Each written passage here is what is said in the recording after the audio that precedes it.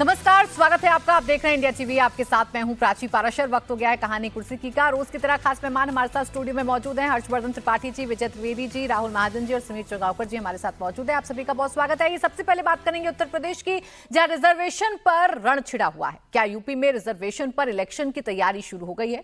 2027 का दंगल जीतने के लिए क्या यूपी में अब आरक्षण सुधार का चैप्टर खोला गया है? दिल्ली के जंतर मंतर पर आरक्षण व्यवस्था में सुधार और मौजूदा व्यवस्था के विरोध में चल रहे छात्रों के प्रदर्शन के बीच अब सरकार और आंदोलनकारी छात्रों के बीच बातचीत की पहल हुई है। यूपी के डिप्टी सीएम ब्रजेश पाठक ने छात्रों के प्रतिनिधियों के साथ बात की। छात्रों से मुलाकात के बाद ब्रजेश पाठक ने कहा कि उनकी मांग को केंद्रीय नेतृत्व तक पहुंचा दिया गया है। ब्रजेश पाठक ने साथ ही कहा कि अगले 2 दिन के भीतर वो छात्र के डेलीगेशन की केंद्रीय मंत्री से मुलाकात करवाएंगे। हालांकि मुलाकात किसी केंद्रीय मंत्री के साथ होनी है, इसका खुलासा उन्होंने नहीं किया है। जंतर मंतर पर 2 दिन पहले छात्रों ने आरक्षण विरोधी प्रदर्शन किया था। इसके बाद ये मुलाकात काफी अहम मानी जा रही है। ऐसे में अब अखिलेश यादव ने भी मोर्चा संभाल लिया है। अखिलेश यादव ने इस पर जोरदार रिएक्ट करते हुए आरोप लगाया है कि आरक्षण सुधार के नाम पर आरक्षण खत्म करने की साजिश की जा रही है। पीडीए समाज के खिलाफ एक और गहरा षड्यंत्र है। आरक्षण पीडीए का अधिकार है, किसी की इच्छा का विषय नहीं। अखिलेश ने कहा कि बीजेपी और उसके संगी साथी समय समय पर जिस तरह कभी समीक्षा तो कभी सुधार जैसे शब्दों का प्रयोग कर आरक्षण का विरोध करते हैं, लेकिन आरक्षण था, आरक्षण है और आरक्षण रहेगा। आरक्षण के ट्रैक पर मायावती भी फ्रंट पर आ गई हैं। मायावती ने भी सोशल मीडिया पर मोर्चा खोला और पोस्ट में लिखा कि आर्थिक आधार पर आरक्षण की मांग कतई उचित नहीं है। ऐसी मांग करने वालों का समर्थन ना करें और इन्हें शरण ना दें। यूपी के डिप्टी सीएम ने क्या कहा, पहले ये आपको बयान सुनवाते हैं जिस पर इतना बवाल मचा हुआ है। जो धरना प्रदर्शन हुआ उसमें आप सब की एक हमें पत्र मिला है। उस पत्र को हमने अपने केंद्रीय नेतृत्व को दिया है और केंद्रीय नेतृत्व ने कहा है कि हमारे जो साथी हमारे युवा साथी जो जंतर मंतर पर धरने पर बैठे थे, उनकी मांगों पर हम विचार करेंगे, गंभीरतापूर्वक विचार करेंगे और किसी भी स्थिति में अपने देश के युवाओं का, अपने देश के छात्रों का कोई नुकसान नहीं होने देंगे और सबको साथ लेकर के चलेंगे। अब इसी बात की सूचना देने के लिए हम आपके बीच में आएंगे और 2 दिन के बाद आप लोगों की इच्छा थी कि हम केंद्रीय नेतृत्व के समक्ष अपनी बात रखें, तो माननीय केंद्रीय मंत्री जी के साथ में 2 दिन के बाद इनकी बैठक होगी। उसमें हम इनको लेकर के जाएंगे और इनसे साथ में बात करेंगे। तो बीते 2 दिन से उत्तर प्रदेश की सियासत में आरक्षण शब्द जो है वो सबसे ज्यादा सुनाई दे रहा है। अखिलेश यादव नैरेटिव गढ़ने की कोशिश कर रहे हैं और ये कह रहे हैं कि सरकार आरक्षण को खत्म करना चाहती है, आरक्षण को खत्म करने की साजिश रची जा रही है। अब हर्षवर्धन जी, क्या ये माना जाए कि उत्तर प्रदेश का जो चुनाव है वो आरक्षण की पिच पर लड़ने की तैयारी तमाम दल कर रहे हैं? देखिए प्राची जी, मुझे लगता है कि ये बड़ा संवेदनशील मसला है और जो ये मूल मुद्दा है वो यूजीसी की गाइडलाइन से शुरू हुआ था। ये आरक्षण को लेकर विशेष करके सामान्य वर्ग के लोगों को लगता है कि भाई हर पार्टी आती है और कोई भी मुंह उठा के कहीं से बोलेगा कि 50 कर दो, 60 कर दो, 70 कर दो, 80 कर दो। आरक्षण किसी भी समाज की ज़रूरत होती है। जो समाज के ऐसे लोग होते हैं जिनको हमने किसी भी वजह से, चाहे वो सामाजिक वजह हो, राजनीतिक वजह हो, आर्थिक वजह हो, किसी भी वजह से अगर उनको कुछ नहीं हक मिल पाया है तो उनको देने का एक जरिया होता है जिसको हम आरक्षण के नाम से कहते हैं। अलग अलग जगहों पर अलग अलग नाम से इसको बुलाया जाता है। लेकिन भारत में आरक्षण की राजनीति बड़ी गंदी हो गई। आरक्षण होना क्या चाहिए था? आपने कहा कि ठीक है आरक्षण हम करेंगे, शेड्यूल कास्ट शेड्यूल ट्राइब एक कह दिया। शेड्यूल कास्ट शेड्यूल ट्राइब कोई जाति तो थी नहीं, ये तो समाज के पिछड़े वंचित लोगों को एक नामकरण किया गया था संविधान के जरिए। तो आपको करना क्या था? वो जो 27-27.5% था उसमें आप लोगों को आरक्षण देते और एक समय के बाद धीरे धीरे वो एलिवेट होते, यानी दिखता कि आरक्षण की व्यवस्था का कोई लाभ हो रहा है। अगर 75 वर्षों में आरक्षण की व्यवस्था का लाभ नहीं हो सका, जिस व्यवस्था को लेकर खुद डॉक्टर भीमराव अंबेडकर कहते थे कि इसकी समीक्षा, अब आज ये कह रहे हैं समीक्षा तो अंबेडकर जी ने भी कही थी कि 10 वर्ष बाद इसकी समीक्षा करनी है और वो ऐसा थोड़ी ना हर तरह के आरक्षण की। उसके बाद तो आरक्षण का दायरा बढ़ता ही गया।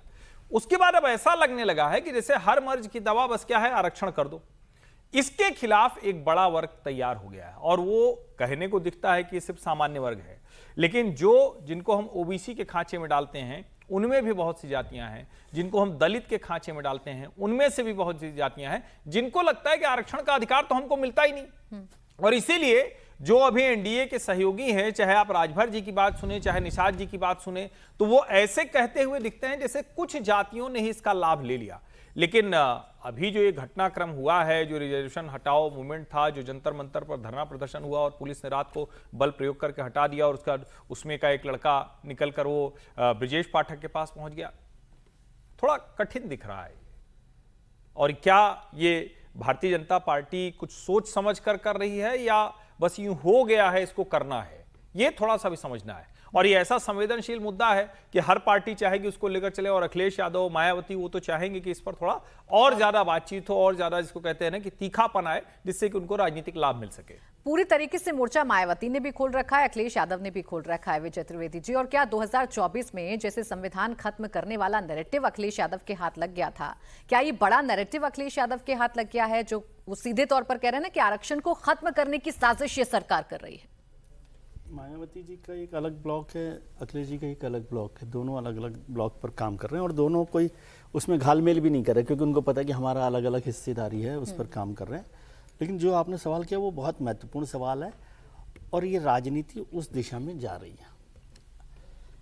मैं उसके लिए कुछ सलाह देने वाले लोगों में से नहीं हूँ, लेकिन यदि भारतीय जनता पार्टी इसको आगे बढ़ाएगी तो नुकसान ही होगा, उसको ही होगा। और सरकार ने इस बात को समझकर अभी हाल ही में जो रिजर्वेशन को लेकर जिस दिन सरसंघ चालक ने कहा कि क्रीमी लेयर पर और उस पर अलग से बात करनी चाहिए, उसी दिन सरकार ने कहा कि नहीं, ये कोई कॉन्सेप्ट हमारे थॉट प्रोसेस में नहीं है, कोर्ट में जाकर कहा है।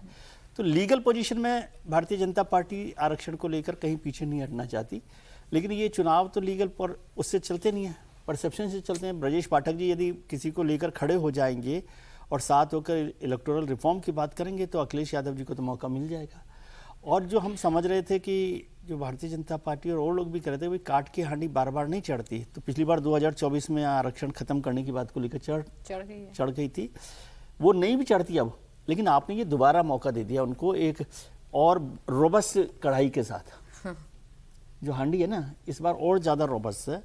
और आप सोच लेना कि इसमें भी सरकार फिर से दबाव में आई है कि जातिगत आरक्षण जनगणना पर आई और उसमें जो फिर रायता फैल रहा है कि भाई आप जातियों को ड्रॉप इन रिफॉर्म नहीं कर रहे हैं, वो सारा मसला ओबीसी को लेकर ओवरऑल ये आगे बढ़ते बढ़ते मैं देख रहा हूँ कि फिर से भारतीय जनता पार्टी को ये जो सब पार्टी, इसमें हम गलत सही पे जा ही नहीं रहा, लेकिन पॉलिटिकल पोजीशन में वो उनको पुश कर देगी, नुकसान कर देगी। अब देखिए यही वजह है कि आरक्षण पर अखिलेश यादव और मायावती खुलकर सरकार पर अटैक कर रहे हैं, तो अब एनडीए में शामिल दल भी अखिलेश यादव पर अटैक कर रहे हैं। आरक्षण को ही केंद्र में रखा गया है। आरक्षण पर रण के बीच अखिलेश यादव ने सरकार पर गंभीर आरोप लगाए, पूरे मामले को साजिश के एंगल से देखने की बात की, जिसके खिलाफ ओपी राजभर मैदान में उतर आए। राजभर ने कहा कि पिछड़ों को 27% आरक्षण देने पर जुबान नहीं खुलती है, वोट बटोरने के लिए बेफिजूल की बातें कर रहे हैं। अखिलेश जी को न शिक्षा पे बोलने का है क्षमता, ना तो 27% जो पिछड़ों को आरक्षण बंटवारे की बात पर उनकी जबान नहीं खुलती है, ना तो स्वास्थ्य पर उनको बोलने की फुर्सत है, ना तो समाज में सामाजिक समरसता कैसे हो, समाज कैसे आगे बढ़े, इन सब बिंदुओं को छोड़ करके सिर्फ फिजूल की बात अखिलेश जी बोलना सीख लिए हैं और वो जनता के मुद्दों से भटकाते हैं ध्यान और जनता का वोट लेने का प्रयास करते हैं। देखिए ओपी राजभर हो चाहे निषाद, ये दोनों भी आरक्षण की बात करते हैं। हालांकि जातियां अलग हो सकती हैं, लेकिन आरक्षण की बात ओपी राजभर की तरफ से भी बार बार कही जाती है। अब समीर चौंगावकर जी, क्या डेवलपमेंट से ज्यादा यूपी में सरकार के काम से ज्यादा जातियों को साधने की ये आपको पूरी की पूरी कोशिश नजर आ रही है और जातियों के पिच पर ही ये चुनाव जाता हुआ नजर आ रहा है? देखिए प्राची, आरक्षण का मुद्दा कितना संवेदनशील है कि मोहन भागवत ने 10 साल पहले बिहार चुनाव के पहले से इतना कहा कि आरक्षण की समीक्षा होना चाहिए, लेकिन उस मामले को कितना विपक्ष ने बुनाया, लालू प्रसाद यादव ने, और भारतीय जनता पार्टी चुनाव हार गई। हालांकि भारतीय जनता पार्टी अगर मोहन भागवत जी बयान नहीं देते तब भी चुनाव हारती, लेकिन ठिकरा मोहन भागवत जी पे फोड़ दिया गया कि भाई मोहन जी ने कहा कि आरक्षण की समीक्षा हो, तो इसलिए हमें वोट नहीं मिले, हम चुनाव हार गए। तो ये इतना संवेदनशील मुद्दा है और ये मधुमक्खी का छत्ता है, जो हाथ डालेगा उसको पता है कि इस हाथ में झुलसना है। और भारतीय जनता पार्टी की सबसे बड़ी समस्या है कि भारतीय जनता पार्टी केंद्र के अंदर सरकार में है। भारतीय जनता पार्टी 2024 में संविधान बदलने वाले नैरेटिव के कारण परिणाम भुगत चुकी है और अभी भारतीय जनता पार्टी को उत्तर प्रदेश में चुनाव में जाना है। सबसे बड़ा जो जाति का इस समय केंद्र बना हुआ है, बिहार भी है, उत्तर प्रदेश भी है। और भारतीय जनता पार्टी के साथ जिस तरीके से भारतीय जनता पार्टी ने तमाम राजनीतिक दलों को, जो छोटी जातियों से आते, तमाम दूसरी जातियों से आते, उनको जोड़कर भारतीय जनता पार्टी ने एक जो अपना बनाया है राजनीतिक समीकरण, भारतीय जनता पार्टी को लगता है कि अगर इस पे बोलेंगे, मतलब भारतीय जनता पार्टी इस पे क्या बोलेगी? भारतीय जनता पार्टी अगर ये कहती है कि आरक्षण की समीक्षा होना चाहिए, आरक्षण का आर्थिक आधार पर मिलना चाहिए, तो भारतीय जनता पार्टी जानती है कि एक बड़ा वोट बैंक उसे छिड़ जाएगा, उसको विपक्ष अपने इस्तेमाल करेगा। भारतीय जनता पार्टी अगर ये कह देती है कि नहीं, जो आरक्षण चल रहा है वो लागू होना चाहिए, इसमें किसी तरह की छेड़छाड़ नहीं होना चाहिए, तो एक सवर्ण का जो आंदोलन चल रहा है वो पूरा वोट भारतीय जनता पार्टी के खिलाफ जाएगा। अब ये दुधारी तलवार है। भारतीय जनता पार्टी के लिए सबसे बड़ी चुनौती होगी कि भाई आरक्षण देते हुए सवर्णों को भी साथ कर रखना, कि वो भी नहीं जाए। ये कैसे भारतीय जनता पार्टी मैनेज करती है, कैसे भारतीय जनता पार्टी संदेश देने की कोशिश करती है, और दोनों को, आरक्षण लेने वालों को भी और जो आरक्षण का विरोध कर रहे हैं उनको भी ये लगे कि भारतीय जनता पार्टी हमारी है और समस्या का समाधान सिर्फ भारतीय जनता पार्टी के पास है, तभी भारतीय जनता पार्टी इस मामले में सर्वाइव करेगी। वरना सबसे बड़ी चुनौती भारतीय जनता पार्टी को फेस करना है।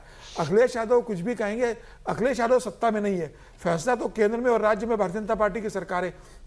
तो मुझे लगा कि भारतीय जनता पार्टी के लिए सबसे बड़ी चुनौती होने वाली है। हालांकि भारतीय जनता पार्टी ने जिस तरीके से राजनीतिक समीकरण ओबीसी, एससी, एसटी को लेकर साधा है राजनीति के अंदर, निश्चित रूप से वो एक बहुत मतलब प्रशंसा के पात्र है कि उन्होंने अपने सवर्ण वोट को बिना गवाए पिछड़ों का, ओबीसी का वोट अपने साथ जोड़ा है। लेकिन अब जो आंदोलन शुरू हुआ है, मतलब, और यूजीसी को लेकर सरकार ने जो अपना रुख रखा है सुप्रीम कोर्ट के अंदर, और अनावश्यक रूप से सरकार ने जो ओबीसी का जिक्र वहां कर दिया, मुझे लगता है कि वो एक अपने लिए एक मोर्चा सरकार ने खोल लिया। अगर सरकार उसका जिक्र नहीं करती, एससी एसटी का जो मामला था सरकार उसी पे रहती। लेकिन कहते हैं ना कि सरकार कई बार बहुत अपने आप को ज़्यादा स्मार्ट समझने के चक्कर में, ज़्यादा हितैषी बनने के चक्कर में उन्होंने ओबीसी का भी मामला जोड़ दिया और वो सरकार के गले की हड्डी बन गया है। अब सुप्रीम कोर्ट में सरकार क्या करेगी? सरकार क्या उसको वापस ले लेगी या सरकार अपने स्टैंड पर अड़े रहेगी?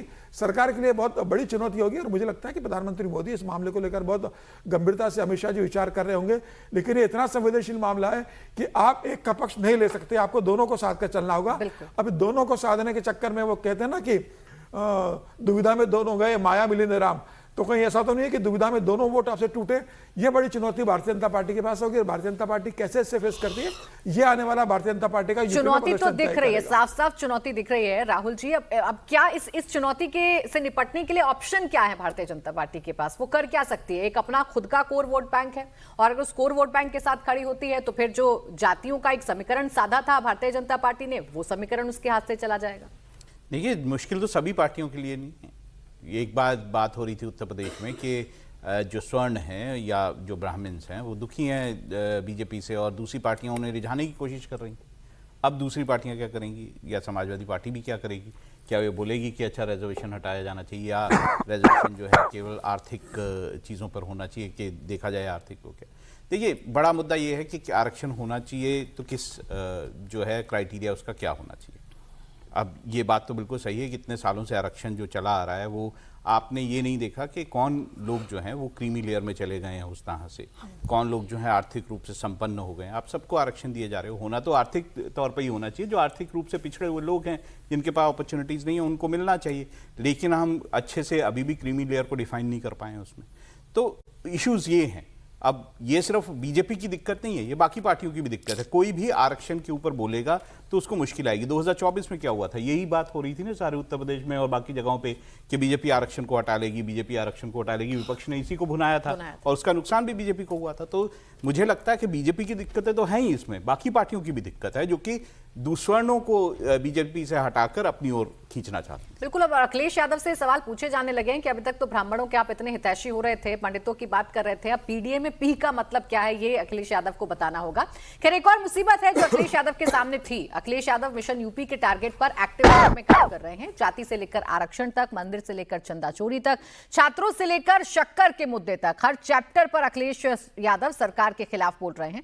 साथ में अखिलेश अपनी कमजोर कड़ियों को भी मजबूत करने में जुटे हैं। अखिलेश यादव पर परिवारवाद का आरोप लगातार लगता रहा है, जिस पर अखिलेश ने बड़ा बयान दिया और कहा कि कभी कभी राजनीति में परिवारवाद का भी लाभ मिलता है। कई बार पार्टियां टूट गईं, लेकिन सपा बची रही, तो इसका बड़ा कारण परिवार भी है। एक ही परिवार से 5 सांसद होने का लाभ है कि कोई तोड़ नहीं पाया। अखिलेश ने कहा कि 4 मुस्लिम सांसदों का साथ है, कुछ पक्के समाजवादी साथ में हैं, तो कभी टूटने की खबर पनप ही नहीं सकती, क्योंकि टूटने वालों का आंकड़ा न कभी बढ़ पाया और ना ही हमें समाजवादी पार्टी को कोई झटका लगा। कई दल टूट गए, कभी सोचा आपने समाजवादी पार्टी क्यों नहीं टूटी? क्योंकि उसमें 5 सांसद एक ही परिवार के थे और हमारे कई मुस्लिम सांसद थे, तो कितने हो गए, और कुछ पक्के समाजवादी थे, तो गिनती बढ़ ही नहीं सकती थी। तो कभी कभी परिवारवाद का लाभ भी होता है, ये भी बता रहा हूं मैं आपको। अब अखिलेश यादव ने खुलकर परिवारवाद का समर्थन कर दिया। बताया परिवारवाद के फायदे क्या हैं, तो जवाब योगी आदित्यनाथ ने भी दिया। योगी ने कहा कि समाजवादी पार्टी की सरकार ने यूपी को गुंडा प्रदेश बना दिया था, इस बार जनता सपा को साफ कर देगी। आज आपने उनका बयान पढ़ा होगा, समाजवादी पार्टी के मुखिया का। बबुआ ने आज एक बयान दिया है, कहा है कि जब हमारे परिवार के सभी लोग सांसद हैं, इसीलिए तो सपा सपा बनी हुई है। हमने कहा अब सपा इसलिए सपा है क्योंकि जनता उसको अगले चुनाव में साफ ही कर देगी, हमेशा के लिए। एक गरीबों का शोषण करते हैं केवल अपने परिवार की खातिर। इन्होंने लूटा है, प्रदेश को गुंडा प्रदेश बना दिया था, गरीबों की जमीनों पे कब्जा करते थे, बेटी की सुरक्षा में सेंध लगाते थे, कोई सुरक्षित नहीं था, रोज दंगा, रोज फसाद। पर्व और त्योहार के पहले लोगों की खुशी छीन ली जाती थी। तो क्या वाकई में परिवारवाद का फायदा अखिलेश यादव को मिला है और मुस्लिम सांसदों का साथ अखिलेश यादव के साथ बरकरार रहा। हालांकि पश्चिम बंगाल में आपने देखा था कि मुस्लिम सांसद भी टूटे थे। पश्चिम बंगाल में अभिषेक बैनर्जी ही ममता बनर्जी के परिवार में से हैं, तो टीएमसी टूट गई थी। लेकिन उत्तर प्रदेश में क्या 5 सांसद एक ही परिवार से होना और 4 मुसलमान सांसदों का होना सबसे बड़ी मजबूती अखिलेश यादव की है, हर्षवर्धन जी। और इसी फॉर्मूले पर आगे क्या 27 के चुनाव में अखिलेश टिकट वितरण करेंगे? नहीं, देखिए अभी एक समाजवादी पार्टी के ही एक नेता मिले, यादव नेता ही हैं, तो उन्होंने कहा कि हम लोग अपनी पार्टी में आजकल थोड़ा दबे हुए हैं, क्योंकि अखिलेश भैया ने कहा है कि टिकट जो है वो यादवों को कम देंगे। अच्छा, तो यादवों को कम देंगे लेकिन परिवार पूरा रहेगा, यानी यादवों पर भी पूरा भरोसा नहीं, सिर्फ परिवार और मुसलमान इन पर भरोसा है।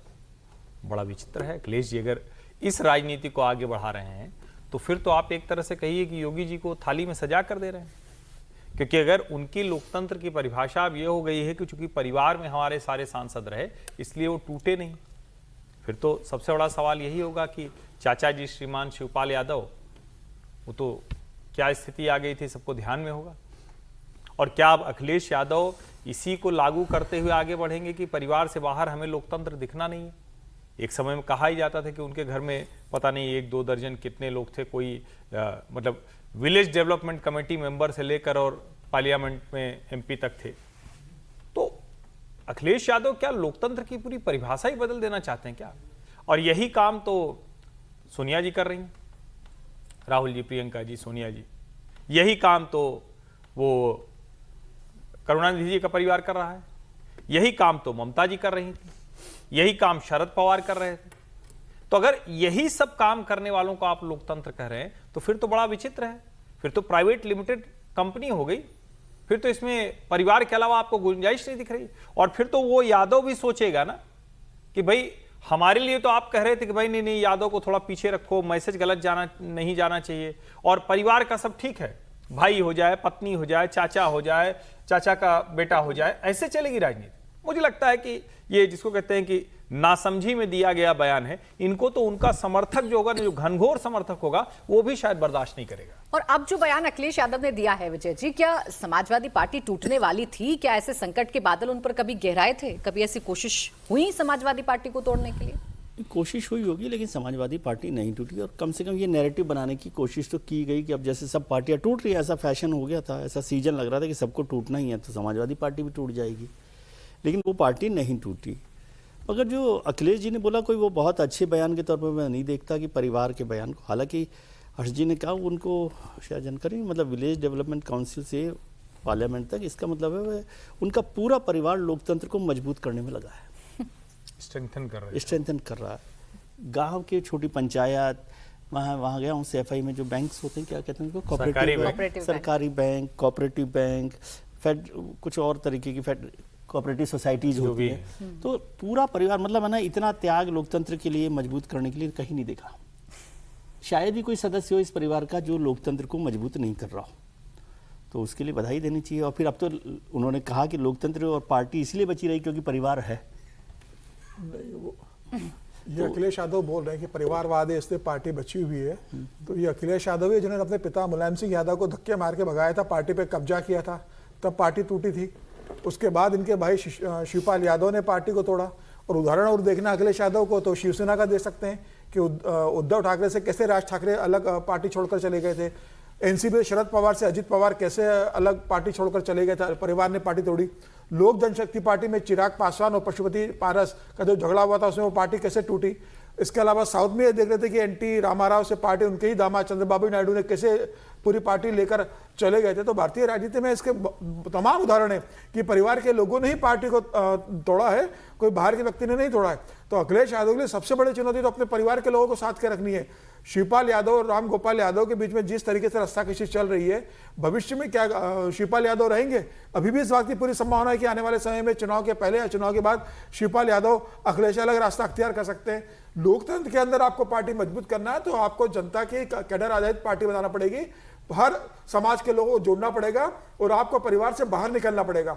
अगर आप परिवारवाद की राजनीति करते रहोगे तो देर सवेरे आपकी पार्टी टूटना ही है या लोगों का आपसे राजनीतिक मोह भंग होगा। अखिलेश यादव अगर अपने परिवार की राजनीति को अपनी सबसे बड़ी ताकत मानते हैं तो ये उनकी सबसे बड़ी कमजोरी है। और मुझे लगता है कि अभी भी वो लोकतंत्र की परिभाषा नहीं समझ पा रहे 2 चुनाव लगातार हारने के बाद। और अगर वो इसी राजनीति में चलेंगे, और योगी आदित्यनाथ ने जिस तरीके से आज जिक्र करा है, योगी आदित्यनाथ का तो कोई परिवार नहीं है। भारतीय जनता पार्टी परिवार की राजनीति नहीं करती, और जब परिवारवाद और लोकतंत्र की बात होगी तो निश्चित रूप जनता सोचेगी कि भाई वोट किसको देना है, परिवारवादियों को देना है या लोकतंत्र में जनता के लिए काम करने वालों को देना है। तो अखिलेश यादव का यह बयान मुझे लगता है अखिलेश यादव के लिए भारी पड़ने वाला है। अब देखिए 37 सांसद हैं, 37 का 2/3 अगर पार्टी को तोड़ना है तो 24 हो जाता है, 9 अगर आप निकाल भी दीजिए तो 28 बाकी सांसद हैं। अब वो किस परिवार से आते हैं, वो किस जाति से आते हैं, ये अखिलेश यादव बताएं कि सिर्फ क्या 9 लोगों पर ही अखिलेश यादव को भरोसा है। एक तरफ अखिलेश यादव परिवारवाद की भाषा बता रहे हैं, परिवारवाद कितना मुफीद है, कितना फायदेमंद है ये बता रहे हैं, तो दूसरी तरफ योगी आदित्यनाथ जो है वो पूरी तरीके से एक्टिव हैं यूपी चुनाव को लेकर। योगी लगातार सभाएं कर रहे हैं, पूरे राज्य का ताबड़तोड़ दौरा कर रहे हैं, अलग अलग समुदाय के लिए योजनाएं शुरू कर रहे हैं या उनके लिए बड़े ऐलान कर रहे हैं। योगी इसी सिलसिले में आज लखनऊ में रसोइया सम्मान समारोह में शामिल हुए। तो अखिलेश यादव भी अपने पीडीए फॉर्मूले को धार देने के अलावा अपने गठबंधन को मजबूत करने में जुटे हैं। अखिलेश ने एक बार फिर साफ किया है कि कांग्रेस के साथ उनका गठबंधन बना रहेगा। वहीं लगभग तय है कि एनडीए के साथ छोटे छोटे दलों का गठबंधन जारी रहेगा। सीएम योगी ने लखनऊ में रसोइया सम्मान समारोह के मंच से एक बार फिर अखिलेश यादव पर अटैक किया और कहा कि पहले सरकार के पास लोगों के बारे में सोचने के लिए समय ही नहीं था, सोने और महफिल सजाने से ही फुर्सत नहीं थी। जब बबुआ की तरह ही कोई 12 बजे सो के उठता, 2 बजे तक तैयार होता, 5 बजे जिम जाता और फिर 7 बजे वापस आकर के उनकी अपनी महफिल जम जाती, तो कहां प्रदेश के लिए समय है?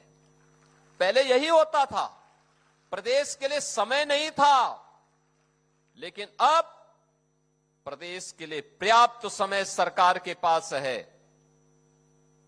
जनता जनार्दन की समस्या का समाधान का रास्ता भी है और प्रदेश को आगे बढ़ाने में कोई भी योगदान दे, रसोइया हो, आंगनबाड़ी हो, आशा वर्कर हो, गांव का चौकीदार हो, होमगार्ड का जवान हो, पीआरडी जवान हो, इन सब के मानदेय में वृद्धि करने के साथ साथ इन्हें सम्मानजनक ढंग से आगे बढ़ने के लिए भी हम तैयार कर रहे हैं।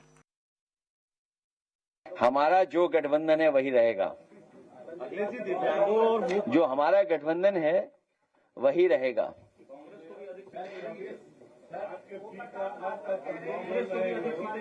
वो घबराए हुए पीडीए से इसलिए पीडीए बोल रहे हैं। आपने दोनों नेताओं के बयान सुन लिया। अब राहुल महाजन जी, बड़ा साफ साफ नजर आ रहा है कि एनडीए के साथ छोटे छोटे दल रहेंगे, छोटे छोटे ग्रुप्स को भी रिझाने की कोशिश ये सरकार कर रही है। चाहे रसोइयों की हम बात कर लें, आंगनबाड़ी ग्रुप्स की हम बात कर लें, और अखिलेश यादव राहुल गांधी के साथ अपनी जोड़ी को पक्की रखेंगे। देखिए, अगर हम 2022 के चुनावों को देखें, मैं कोई परिवारवाद का समर्थक नहीं हूँ। कांग्रेस में भी दिक्कतें इसीलिए आपको दिखाई देती हैं क्योंकि एक परिवार जो है वो हावी है। इसी कारण लोगों को अपनी या नेताओं को अपनी कोई भविष्य कांग्रेस में नहीं दिखता, तो वो बीजेपी में लगातार शामिल हुए हैं काफ़ी सारे जो नेता हैं उनके। लेकिन 2022 का अगर आप चुनाव देखेंगे उत्तर प्रदेश का, तो अगर टिकट डिस्ट्रीब्यूशन की बात करेंगे तो सारी कम्युनिटीज़ को समाजवादी पार्टी ने भी टिकट दिए हैं। अगर मैं ओबीसी 15 ओबीसी को मतलब 15 अगर यादव उन्होंने टिकट दिए हैं, तो 66 टिकट जो हैं उन्होंने अन्य ओबीसी जो जातियाँ उनको दिए। इसी तरह से मुस्लिम 31 से 35 टिकट उन्होंने मुस्लिम समाज को दिए, या शेड्यूल कास्ट को भी लगभग वही 30-31 उन्होंने दिए हैं। अपर कास्ट को भी 31 के लगभग मतलब टिकट्स दिए थे। तो मुझे लगता है कि जब चुनाव में मतलब राजनीतिक पार्टियां जाती हैं तो वो कम्युनिटी वाइज जाती हैं। वो ये देखती हैं कि किस जगह पे किस कम्युनिटी का कौन सा जोर है, किस जाति का कौन सा जोर है। और ये कोई समाजवादी पार्टी का नहीं, ये सारी पार्टियों का इसी तरह से जो है वो कम्बिनेशन बनता है, या सोच इसी तरह से या रणनीति इसी तरह से बनती है। अब देखिए, अखिलेश यादव राहुल के साथ एकदम कंधे से कंधे मिलाकर चलना चाहते हैं, लेकिन अगर योगी आदित्यनाथ की रणनीति की बात करें विजय त्रिवेदी जी, तो बीते कुछ दिनों से जो काम योगी आदित्यनाथ कर रहे हैं, बार बार परिवर्तन की बात करते हैं, पीडीए पर भी निशाना साधते हैं। ये साफ है कि अपने वोट बैंक के साथ साथ छोटे छोटे जो गुट हैं, छोटे छोटे जो ग्रुप्स हैं, उसका साथ भी बीजेपी पक्का करना चाहती है, योगी आदित्यनाथ पक्का करना चाहते हैं, ताकि जीत में कोई परेशानी ना हो। बिल्कुल ठीक बात है, और ये रणनीति के हिसाब से ठीक है ये रखना कि अरे हम ही अकेले जीत जाएंगे। और मान लीजिए आप जीत भी जाए तो भी यदि सब लोग साथ रहेंगे तो उससे एक माहौल बनता है, और एक गुलदस्ता जिसे आप कहते बुके है वो भी आपको मजबूत कर। और वैसे तो देखा जाए भारतीय जनता पार्टी को, तो वो बुके कोई उन्होंने चुनाव में नहीं बनाया, सरकार में भी वो बहुमत के साथ रहकर भी उन्होंने छोटे छोटे दलों को अपने साथ लेने की कोशिश की है, सामाजिक तौर पर भी, राजनीतिक तौर पर भी। कई बार हुआ, बहुत सारी एक बार चर्चा हो रही थी जब वो इंडिया ब्लॉक की 24-25 पार्टियां हो गई थी, तो एनडीए ने अपनी 36 पार्टियों का एक वो किया था, प्रोग्राम किया था। तो बहुत सारे लोगों ने सवाल खड़ा किया था कि इसमें से आधी पार्टियां तो ऐसी हैं जिनके एमपीज ही नहीं है। एमपीज भले ही ना हो, लेकिन वो आपको इलेक्शन में तो मदद करेंगे ना, यदि वो आपको, बल्कि वो ज़्यादा जोर से मदद करेंगे कि भाई आपका एमपी भी नहीं है, एमएलए भी नहीं है, फिर भी आपको पार्टी ने साथ रख रखा है। तो ऐसे छोटे छोटे ग्रुप्स मदद करते हैं। और वो जो फिल इन द ब्लैंक्स होते हैं इलेक्शन में, बहुत सारे फिल इन द ब्लैंक्स भी होते हैं ना, ऊपर से हमको लगता रहता है, तो वो दरारें भरने का भी काम मदद करने में ये करते हैं। और अखिलेश जी भी उसी तरह से कर रहे हैं, जैसे अभी राहुल जी ने भी जिक्र किया कि वो जो नॉन यादव ग्रुप्स हैं, ऊपर से ऐसा लगता है कि वो केवल यादव फैमिली को ऐसा कर रहे हैं, लेकिन वो नॉन यादव ग्रुप्स पर ज़्यादा ताकत लगा रहे हैं और उसको भी मजबूत करने का काम कर रहे हैं, सीमेंटिंग करने का काम कर रहे हैं। वो तो कह ही रहे हैं कि पीडीए का गुलदस्ता तभी सजकर तैयार होगा जब इसमें तमाम समाज के जो लोग हैं वो शामिल हो जाएंगे। और इसी को लेकर अखिलेश यादव लगातार अपने कुनबे को बढ़ाने की भी कोशिश कर रहे हैं, वोट बैंक को बढ़ाने की भी कोशिश कर रहे हैं।